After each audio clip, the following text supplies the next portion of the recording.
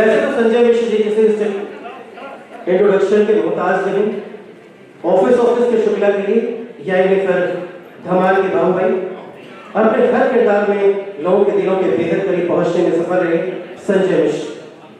जैसा कि मैंने आपको पहले ही बताया, बिहार के दरभंगा में जन्मे संजय मिश्र सफल हुए, इसकी गारंटी पहले ही आयोजक को हो जाती है। शब्दों के बाजीगर, शब्द स्वागत और वंदन।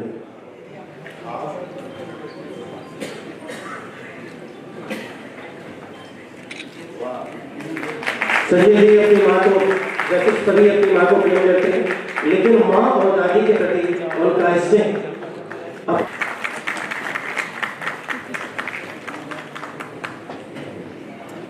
हर कहानी का हीरो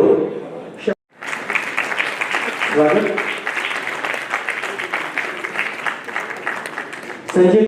ऊपर वाले काले बालों में कितने अच्छे लगते हैं।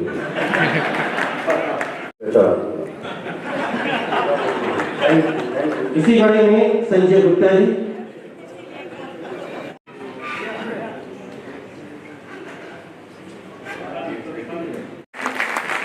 और अनमोल जी अपनी कृति के साथ। मतलब उतना तो सोए फिटनेस से जिंदगी चले, लेकिन गुड, वाह, वेरी नाइस। ये बचपन का है जी, सौभाग्यशाली। नाथ पंथ में धूली रमाने की परंपरा बड़ी पुरानी रही है, तो सबसे पहला सवाल मेरा आपसे ये रहेगा कि गोरखपुर आपको कैसा लगा? 10 लोग मिलते ही सवाल, अरे एक दूसरे को जाने तो सही। बिल्कुल बिल्कुल, सवाल सवाल सवाल। मेरा नाम संजय मिश्रा है।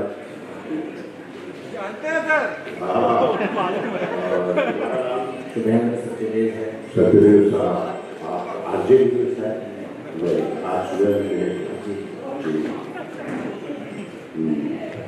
सवाल। थोड़ा साइलेंस हो जाओ दोस्त, बारात में नहीं आए। हाँ, वो चाचा कहाँ है? हमारी समस्या क्या हो गई ना, हमारे समाज में सब एक दूसरे को बताते हैं,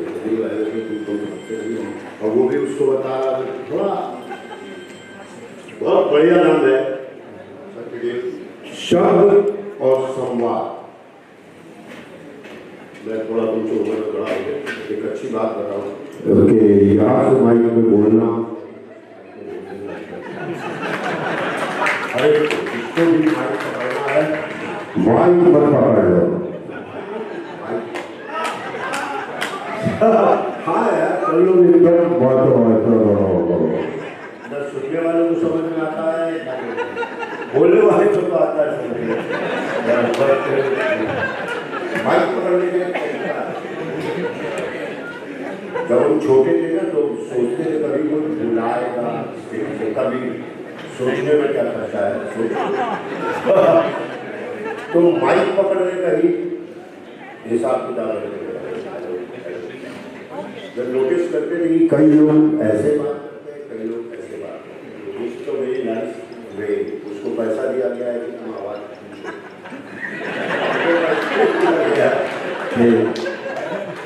वाह सत्य। तो सवाल करो।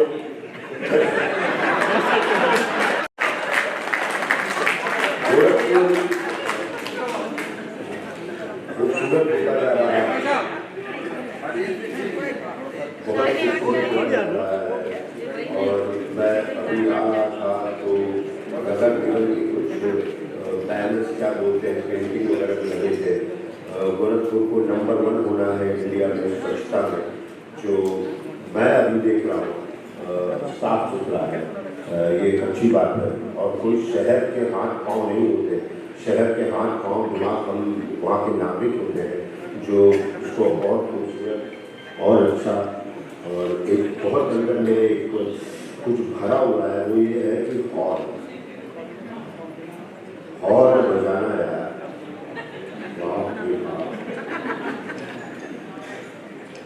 और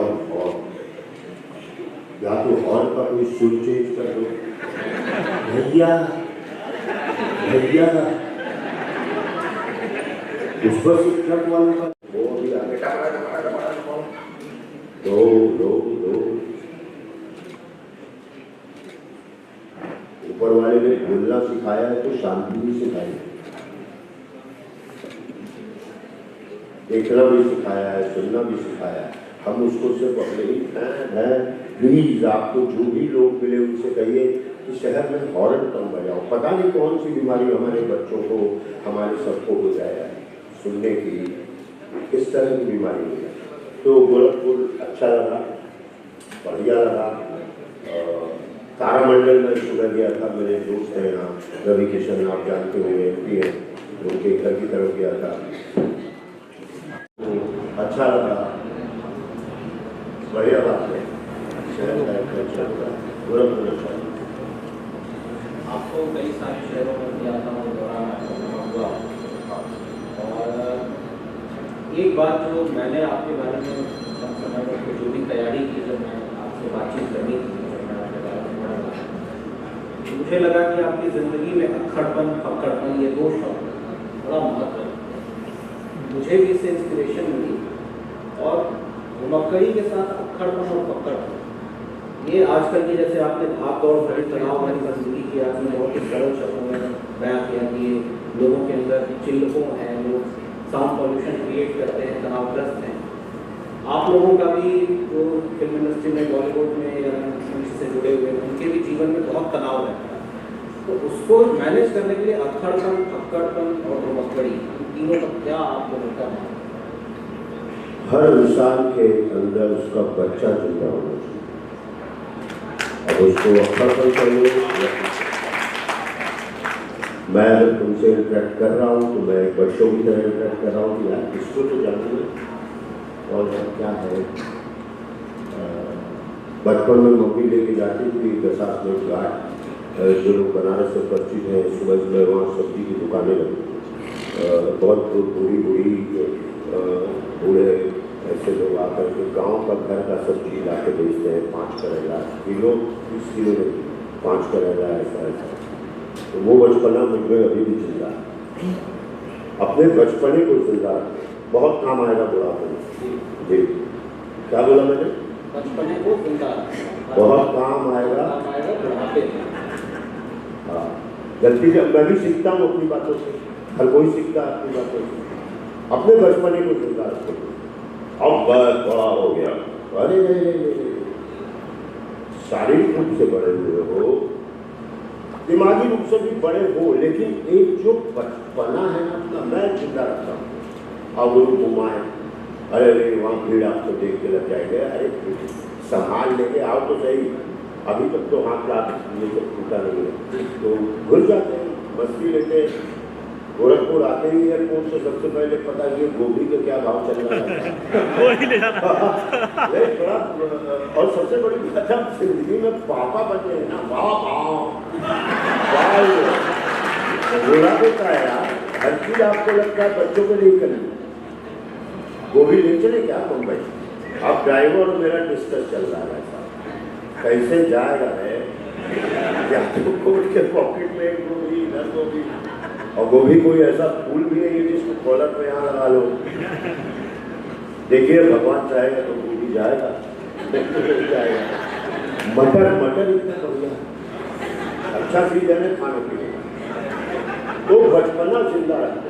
अरे नहीं हम क्यों भाई साहब, हम तो, और हम एक्टर्स को तो बचपना जिंदा ही रखना।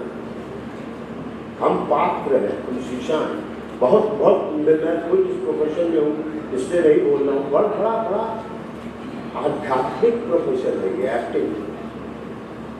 किसी दूसरे की जिंदगी को अपने जिंदगी में आत्मसात करें, और अपनी जिंदगी को इतना खाली, तो डेड बॉडी बना हो, जीते जी आपको नाक में वो डाल दिया गया, रुई, संजय जी आइए लेट जाइए, उस पर लिटा दिया, चादर उड़ा दिया, और बाकी के और सारे तरह के चादर, जितने तरह के रियल डेड बॉडी लगे। औरतें रो रही हैं, जो दूसरे एक्टर्स थे, और आप देख रहे हैं, आई थिंक आप लोगों के जीवन में किसी ने ऐसा नहीं किया होगा, बेटा मुझे एक बार मरने के पहले मार के देखूंगा, मरूंगा तो कैसा दिखूंगा, ऐसा देखा। शूटिंग शुरू हो गई, 5-7 दिन बाद हमारा रियल शमशान पे शूटिंग। ये मैं बोलते हैं ना, कुछ रोचक कथा सुनाइए शूटिंग के दौरान। अब रियल शमशान पे शूटिंग चल रही है।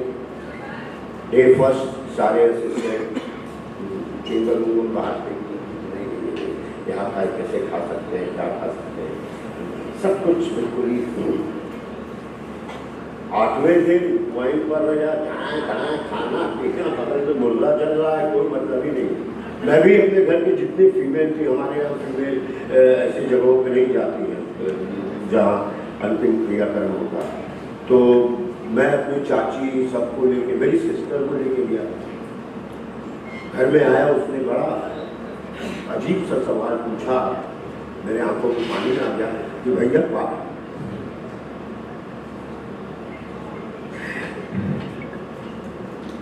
पापा जी को भी ऐसे ही चलाए थे?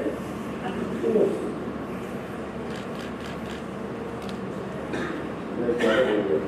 सवाल पूछ।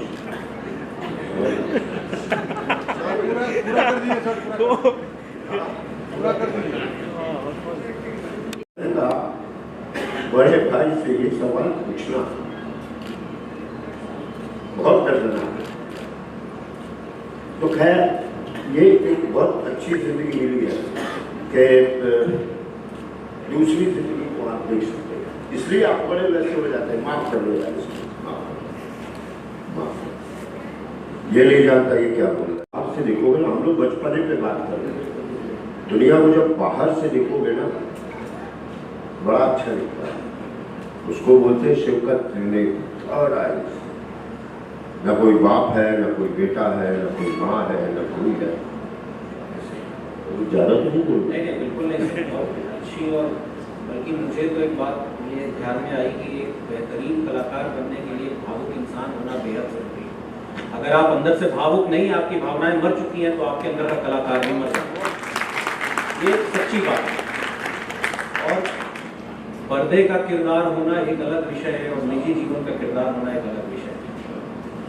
किरदार होना सबसे महत्वपूर्ण बात है, ये सबसे भारी और गंभीर बात है। और किरदार के कई आयाम भी हो सकते हैं। आपके भी जीवन में बहुत सारी घटनाएं डेफिनेटली घटी होंगी, जिनको आपके जीवन में अंधकार के कुछ ऐसे पल भी आए होंगे जिनका आपने सामना किया होगा। संघर्षों का एक लंबा इतिहास भी रहा होगा। आपने सम्मान के साथ साथ, सम्मान की क्या प्राप्ति के साथ साथ अपमान का भय भी आपके अंदर जरूर बना रहा होगा। तब जाकर के कोई भी आदमी बचता है तो अपने जीवन में आगे बढ़ता है, ये स्वाभाविक सी बात है।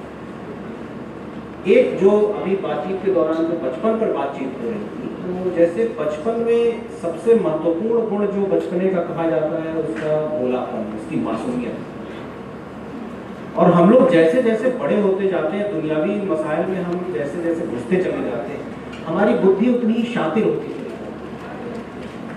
ऐसा लगता है जैसे उन्होंने कहा था ना कि एक हर आदमी में होते हैं कई आदमी, कई किरदार। एक शेर भी है, मैं मिस कर रहा हूँ, लेकिन 10-20 चेहरे लेकर के हर इंसान घूम रहा है। कहीं ना कहीं क्या ये आज के ज़माने की मजबूरी है, या हम इसको ज़बरदस्ती ढो रहे हैं? एक कलाकार के निगाह से आपको क्या लगता है, इंसान, ये जो दुनिया है, दुनिया में हमें जो 10 तरह के चेहरे लेके घूमने की हमारे पर बाध्यता बनी हुई है, क्या ये हमारी खुद की बाध्यता है, या हम इसको ज़बरदस्ती लेकर के? थोड़ा ध्यान दोगे ना तो ये तो जब से आया है ना, देखिए इसकी जरूरत कभी जो एक उम्र के लोग हैं वो जानते हैं, कभी नहीं जरूरत। सुनो, दीदी ने कहा 8:30 बजे रात में फोन करेंगी लखनऊ से जी, ये होता तो पूरा घर आकर के फोन के बगल में, फोन भी घर के कोने में होता। एक बड़ी अच्छी लाइन मैंने पढ़ी थी कि जब मैं छोटा था, बचपन में घड़ी पिताजी के पास होती, लेकिन समय पूरे परिवार के पास होता। समय पूरे परिवार, सबके हाथ में घड़ी क्या पूरी दुनिया है। लेकिन एक दूसरे के लिए समय नहीं। इसलिए मैं कहता हूं विकास किस लेवल पे कर रहे हैं हम लोग, वो इम्पोर्टेंट चीज है। विकास किस लेवल पे कर रहे हैं। आज आप घर में कोई डेथ होती है, आपको मैसेज आ जाता है रिप, बस इतने इमोशन है। और उसके बाद रिप लिख करके, हाँ सुनो क्या बना है खाने में आज, हैप्पी बर्थडे। मुझे याद है, मैं भी इसका शिकार हुआ हूँ। कोई दिवाली आए, चाचा जी से लेके मामा जी, जितने बड़े हैं जितने छोटे हैं, एक दूसरे को फोन करते हैं, अब हैप्पी दिवाली किसके बोलते हैं। गलत की तरफ, गलत नहीं है ये। अब क्या कीजिएगा, इतना मॉडर्न जमाना होता जा रहा है, तो हम गाली भी लेते जा रहे हैं। अंकल आपको तो लोकेशन भेजना नहीं हमारा था, बोले लोकेशन भेज दिए तो कैसे भेजते हैं, हमको पता ही नहीं, वो भी बुरे लगते हैं। धोना नहीं चाहिए लाइफ, हर धोई हुई चीज भार होती है। बहुत अच्छी बात है, हर धोई हुई चीज भार होती है। बहुत अच्छी बात है। यही तो होता है आजकल यार, माँ बाप को धो रहे हैं भाई, वो क्यों है भाई, वो कर्तव्य है यार, उन्होंने अपना कर्तव्य निभाया, तब आप इतने वो हो, ये कर्तव्य है। धोने वाली चीज भारी होती है, वो लाइफ में रखना भी नहीं चाहिए। कहते ना अटैची हो गया है लाइफ में, एकदम धोते रहो ताले, किसी काम का नहीं। अच्छा, मैं थोड़ा सा इस बातचीत से सिनेमा की ओर थोड़ा सा रुख करना चाहूँगा। क्यों क्यों इसी कड़ी से जुड़ी हुई चीज़ है। तो आपने बताया एक ज़माना था जब दूरदर्शन और टेलीविज़न बहुत घरों में नहीं हुआ करता था, गांव का एक माहौल रहता था। ये कब बताया आपने मैं बता रहा हूँ। आज और आपने बताया शादी के चक्कर में। हाँ ठीक है ठीक है। एक ज़माना था जब दूरदर्शन और चलता था, टेलीविज़न गांव में किसी एक घर में रहता था, लोग भीड़ जमा के बैठते थे, एक मंडली बैठती थी। जैसे गांव में पहले चौपाल लगती थी, उस तरीके से टेलीविज़न डेली सोप्स की भी चौपाल लगती थी। मैं व्यक्तिगत रूप से भी बताऊं, मैं आपको उस ज़माने से देख रहा हूं जब ऑफिस करके एक सीरियल आया करता था सन 2000 के आसपास। उसमें शुक्ला जी का आपका किरदार हुआ करता था और मुसद्दी लाल को जिस तरीके से आप परेशान करते थे वो भी बड़ा रोचक हुआ करता था। उसके बाद धीरे धीरे तकनीक बदली, दौर बदला, ज़माना भी बदला, नए जनरेशन के कलाकार भी आने लगे। मैं भी बदला, मैं वही बदलते रहना चाहिए। तो इस बदलाव में कहीं कुछ चीज़ें कंटेंट के वाइज बहुत अच्छी चीज़ें देखने को मिली, तो कहीं ना कहीं गिरावट भी देखने को मिली। आपको क्या लगता है इस गिरावट की वजह क्या है? लोग कहते हैं सिनेमा समाज का दर्पण है, जैसा पब्लिक चाहती है वैसा हम दिखाते हैं, तो इस पर आपकी क्या राय है? कुछ लोग बढ़िया घी तेल से समोसा बनाते हैं और कुछ लोग बना जो है बेचना तो है। जहाँ भावना बेचने की आ जाती है तो कुछ भी बेचने को लोग तैयार हैं, भावना वाली बात है। और जहाँ भावना ये होती है कि मैं कुछ अच्छा करूँ, बढ़िया करूँ, मेरा नाम हो, मेरे काम करने वालों का नाम हो, तो फिर वो चीज़ नहीं आती। जी, सारा गेम तो है संवाद, शब्द के बाद एक भाव होता है। संवाद और शब्द जो है हम बैठों की पूंजी है, लेकिन शब्द की जरूरत तब पड़ती है जब भाव कम पड़े। अब चाय वाला ट्रेन में आप चाय वाले को भाव से बुलाइए, घंटा नहीं आएगा, उसको बुलाना ही पड़ेगा, चाय वाले यहाँ आओ। शब्द की जरूरत अब समझ लो। अच्छी देखो, एक लाइन मुझे याद आ रही है कि कहा कि ये जरूरी नहीं, सुनिएगा सब, ये जरूरी नहीं कि मरते वक्त में अच्छा इंसान बने। एक बार बोल दीजिए मेरे साथ, अच्छी नहीं। ये जरूरी नहीं कि मरते वक्त में अच्छा इंसान बने। ये जरूरी नहीं कि मरते वक्त में एक अच्छा इंसान बने। जरूरी ये है कि मरते वक्त मैं एक अच्छे समाज से विदा हूं। जरूरी ये है कि मैं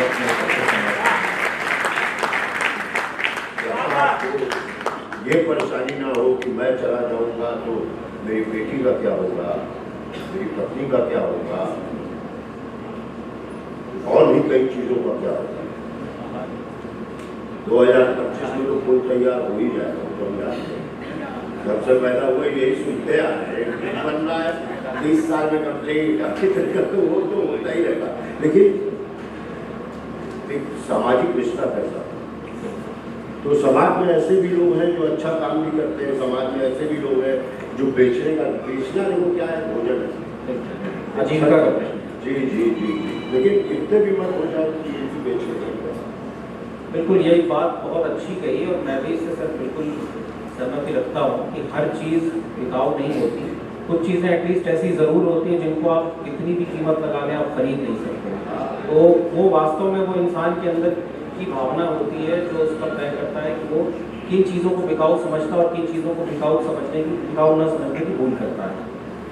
एक और बड़ा इंटरेस्टिंग मसला था सर, क्योंकि जब ये पता चला कि मुझे आपके साथ ये सत्र का संचालन करना है और आपके साथ बातचीत करनी है, तो मेरे कई मित्रों ने मुझे कुछ बड़े रोचक सवाल भेजे कि आप ये सवाल ज़रूर पूछिएगा। उसमें से एक बड़ा रोचक सवाल है सर कि आवारा होना कितना ज़रूरी है। आवारा नहीं, बिल्कुल। अब अंतिम तक अपने फिल्म में कुछ बेहतरीन डायलॉग मैं चाहूँगा फरमाइश करने से 2-3 अच्छे डायलॉग प्रॉपर। उसके बाद सर मैं आपको जितनी तेज ताली बजेगी उसी के अनुपात में बेहतरीन गिफ्ट इसी समय। मैं बड़ा चालाक एक्टर हूँ, मैंने 1-2 डायलॉग ऐसे रखे, एक तो ये हो गया पापा, एक हो गया जल्दी जल्दी चक्कर ही नहीं रखा है, खुश हो उसका लंबा वाला चक्कर नहीं रखा है। लेकिन याद नहीं आता, लेकिन एक मेरी फिल्म है कामयाब, बहुत खूबसूरत फिल्म है, उसमें एक मेरा डायलॉग है इंजॉइंग लाइफ और ऑप्शन क्या है, वो मुझे बहुत पसंद है। आंखों देखी कि कुछ लाइन्स की आज से मैं कसम खाता हूँ कि जो कुछ मैं देखूंगा नहीं उसको मानूंगा। आज संडे है, मुझे नहीं मालूम, लेकिन इस वक्त शाम है, ये मैं जानता हूँ, इसको मैं देख रहा हूँ। ये मिठाई है, ये कलाकंद है या रसगुल्ला है, मुझे नहीं मालूम, ये मीठा है, ऐसे ही थे। बाकी मुझे डायलॉग याद नहीं होते, पिक्चर ही अभी याद आ रही, जो डायलॉग कहाँ से याद है। सॉरी, एक अच्छी पिक्चर है, मुझे फिल्म फेयर मिला उसमें। आप सब लोग जो एक उम्र में हैं बहुत देखिएगा, मियाँ बीवी की कहानी, वो बेटा बेटी, उसका एक डायलॉग है, मैंने वध नहीं, मैंने तू ही बोलने यार, मैंने हत्या नहीं, अपनी बीवी से वो कहता है कि मैंने हत्या नहीं, मैंने वध की। पहले उस फिल्म का नाम बॉलीवुड था, बाद तो उसका नाम वध। फकीरी स्वभाव, ये चार चीजें सर आपसे हमारे भाई साहब दिखाइए, मैं चाहूँगा कि एक इसमें से इसी समय कुछ शाम तो नहीं है, कोई चाल नहीं। आधा तू खाएगा आधा मैं।